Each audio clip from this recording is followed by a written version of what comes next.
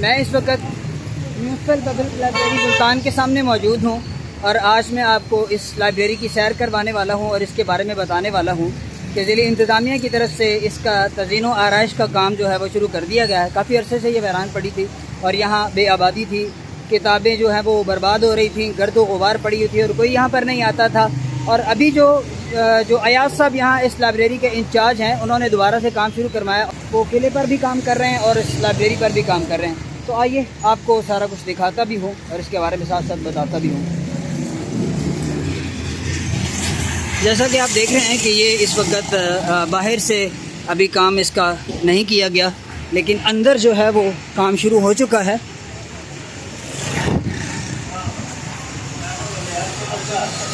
لیکن آپ کو نظر آ رہا ہوگا کہ یہاں لیبر جو ہے وہ کام کر رہی ہے، رنگ ساز جو ہیں وہ کام کر رہے ہیں، اس کی تزئین و آرائش کے حوالے سے کام جاری ہے۔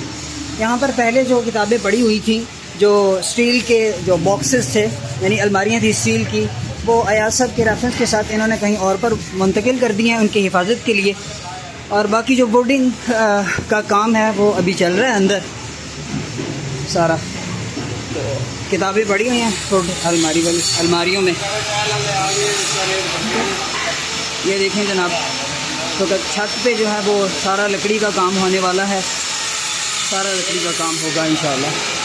پوری طرح سارے لوگ کام کر رہے ہیں، الماریاں سائڈ کی ہوئی ہیں اور لکڑی کا کام بڑے زور و شور سے جاری ہے۔ انشاءاللہ عن قریب یہ لائبریری جو ہے وہ پوری طرح آباد ہوگی اور عوام الناس کو اس سے فائدہ اٹھانے کا موقع ملے گا انشاءاللہ۔ بڑے زور و شور سے کام جاری ہے۔